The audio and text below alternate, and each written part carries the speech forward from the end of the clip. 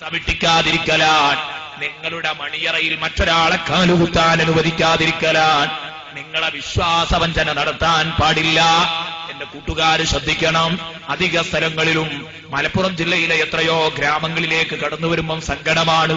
പലപ്പോഴും ഗൾഫ് ഏരിയകളിൽ പലപ്പോഴും ഭർത്താക്കന്മാര് നാട്ടിലില്ലാതിരിക്കുമ്പോ നിങ്ങളെയോർത്ത് ചോര നീരാക്കി അധ്വാനിക്കുന്ന ഭർത്താക്കന്മാർ, നിങ്ങൾക്ക് വേണ്ടി കഷ്ടപ്പെടുന്ന ഭർത്താക്കന്മാർ, നിങ്ങൾക്ക് വേണ്ടി അവർക്ക് നിങ്ങളുടെ കൂടെ അന്തിയുറങ്ങാൻ താല്പര്യമില്ലാത്തത് കൊണ്ടല്ല, മോളെ നിന്നെ കെട്ടിപ്പിടിച്ചുറങ്ങാൻ താല്പര്യമില്ലാത്തത് കൊണ്ടല്ല, നീയുമായി ഒപ്പം ജീവിച്ച് ചടച്ചതുകൊണ്ടല്ല, മറിച്ച് നിന്റെ ഭാവിയോർത്ത്, നിന്റെ കുട്ടികളുടെ ഭാവിയോർത്ത്, ഒരു വീട് കെട്ടണമെന്നോർത്ത്, എന്തെങ്കിലുമൊക്കെ ജീവിക്കാനാക്കണമെന്നോർത്ത് അങ്ങ് വിദേശത്തേക്ക് കയറിയ നിന്റെ പ്രിയപ്പെട്ട ചെറുപ്പക്കാരനായ നിന്റെ ഭർത്താവ്, അല്ലെങ്കിൽ പ്രായം ചെന്ന നിന്റെ ഭർത്താവ്, ആ ഭർത്താവിനെ പറ്റിക്കുന്ന വേല അരുത് കൂട്ടുകാരി.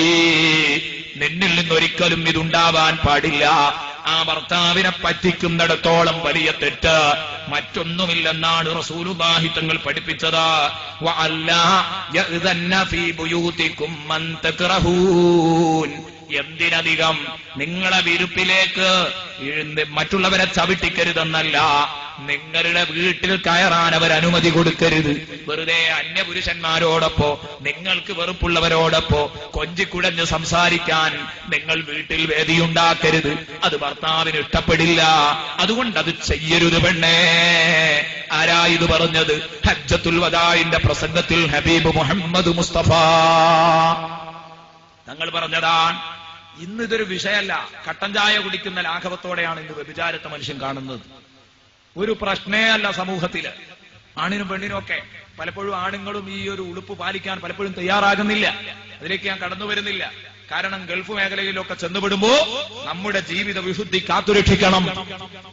നമ്മയോർത്ത് വീട്ടിൽ ഉരുകിത്തേരുന്ന ഭർത്താവിന് ഭാര്യയെ കുറിച്ച് നാം ചിന്തിക്കണം. വെറുതെ അടിച്ചു പൊളിച്ച് ജീവിച്ചുകൂടാ.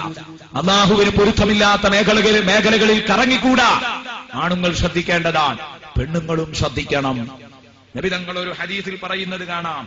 ഈ ഹദീസ് ഞാൻ വായിക്കാൻ കാരണം, ഒരൊറ്റ കുട്ടിയും ഭാര്യയെയും ഭർത്താവിനെയും പരസ്പരം വിശ്വാസവഞ്ചന നടത്തരുത്, ദമ്പതികൾ പരസ്പരം.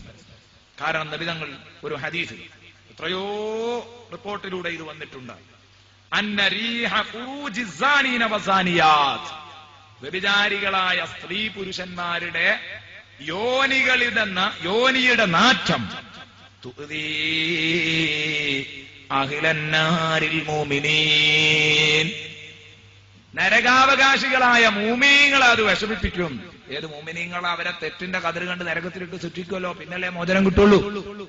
അപ്പൊ ആദ്യം നരകത്ത് പോകുന്ന നരകാവകാശികളായ ആളുകൾക്ക് ഇവരുടെ യോനിയിൽ നിന്ന് ഏൽക്കുന്ന നാറ്റം വിഷമിപ്പിക്കും. എന്താ ഈ പറഞ്ഞത്?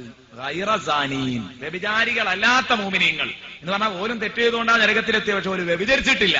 അങ്ങനത്തെ ഈ വ്യഭിചരിച്ച ആളുകളുടെ യോനിയിൽ നിന്ന്, മുഖ്യസ്ഥാനത്തിൽ നിന്ന് വരുന്ന സ്മെല്ല് ഇവരെ ചടപ്പിക്കും. എത്രത്തോളം ചടപ്പിക്കും? ചടപ്പിച്ചിട്ട് മിൻ ശിദ്ദത്തിനതനിഹ, അതിന്റെ ദുർഗന്ധത്തിന്റെ കടുപ്പം കൊണ്ട് ഇവരെ ഇത് വല്ലാതെ വിഷമിപ്പിക്കും. ഈ ഹദീസ് വിശദീകരിച്ചുകൊണ്ട് പണ്ഡിതന്മാർ എഴുതിയത് കാണാം. വമഅനാ ദാലിക, ഈ പറഞ്ഞ ഹദീസിന്റെ അർത്ഥം അന്നതിൽകന്നതൂന, ഈ പറഞ്ഞ ദുർഗന്ധം, ഈ പെണ്ണുങ്ങളുടെ യോനിയിൽ നിന്ന് വരുന്ന ദുർഗന്ധം, ബലഗത്ത് ഫി ശിദ്ദ, ശക്തിയുടെ വിഷയത്തിൽ അത് എത്തിയിരിക്കുന്നു. മബ്ലഗൻ, ഒരു സ്ഥാനത്ത് എത്തിയിരിക്കുന്നു. ആലമന്നാസ ഈലാമൻ, അത് ജനങ്ങളെ വല്ലാതെ വേദനിപ്പിക്കുന്നു. യശ്ഗലുഹും, ആ വേദന അവരെ തിരിച്ചു കളയുന്നു. അൻ അലമിന്നാർ, നരകവേദനയെ തൊട്ടാൽ. എന്ന് പറഞ്ഞാൽ നരകത്തിൽ കിടന്ന ആളുകൾ തീയന്റെ കടി അവരറിയൂല, പക്ഷെ ഇന്ന് ആറ്റ സഹിക്കാൻ കഴിയാതിരിക്കാം. അപ്പൊ ഇന്ന് ആറ്റം കൊണ്ട് വരുമ്പോ അവരുടെ നരകത്തിന്റെ ശിക്ഷ, ആ ശിക്ഷ അവരറിയാതെ പോകും. ഇന്ന് ആറ്റായിരിക്കും അവരുടെ അദാബ്. നോക്കൂ നിങ്ങൾ, ഇത്ര ദുഷിച്ചൊരു വിഭാഗമാണല്ലോ ഈ ഏർപ്പാട് നടത്തുന്നവർ. അതുകൊണ്ട് ഞാൻ പറയുന്നു, അവിഹിത ബന്ധത്തിൽ ഏർപ്പെടരുത്. ആണും പെണ്ണും ശ്രദ്ധിച്ചോ. സഅലബ റളിയല്ലാഹു അൻഹുവിന്റെ കഥ ഞാൻ നേരത്തെ പറഞ്ഞു. അവരൊക്കെ ഒരു പെണ്ണിന്റെ മുഖത്ത് നോക്കുന്നത് പോലും ഇത്ര ഗൗരവത്തോടെയാ കണ്ടത്. നമുക്കും വേണ്ട ഈമാൻ. ലാ യസ്നി സാനി ഹീന യസ്നി വഹുവ മുഅ്മിൻ, മൂമിനായിട്ട് വിഭജിക്കാൻ കഴിയില്ലെന്ന് സയ്യിദുനാ മുഹമ്മദുർ റസൂലുള്ളാഹി സ്വല്ലല്ലാഹു അലൈഹി വസല്ലം. ഇത് പറഞ്ഞപ്പോ എനിക്ക് ഓർമ്മ വരികയാണ്, ഈ വ്യഭിചാരികളായ ആണുങ്ങളുടെയും പെണ്ണുങ്ങളുടെയും യോനിയിൽ നിന്ന് വരുന്ന ഈ നാറ്റം. ഇത് നരകാവകാശികളെ വിഷമിപ്പിക്കുന്ന നബി പറഞ്ഞല്ലോ. അവിടെ തന്നെ നബി തങ്ങൾ മറ്റൊരു ഹദീസ് പറഞ്ഞത് കാണാം. വമമ്മാത മുദ്മിനൽ ഖംർ, വമമ്മാത മുദ്മിനൽ ഖംർ, ഒരാൾ സ്ഥിരമായി മദ്യപിക്കുന്നവനാണ്, അങ്ങനെ ഒരാൾ മരിച്ചുപോയി. കള്ളു കുടിച്ചു ഒരാൾ മരിച്ചു. സഖാഹുല്ലാ, എന്നാൽ അല്ലാഹു അവന് കുടിപ്പിക്കും. സഖാഹുല്ലാഹു ജല്ല വഅല, പടച്ച തമ്പുരാൻ അവന് കുടിപ്പിക്കും. മിൻ നഹ്റിൽ ഊത, ഊത എന്ന് പറയുന്ന നദിയിൽ നിന്ന് അവന് കുടിപ്പിക്കും.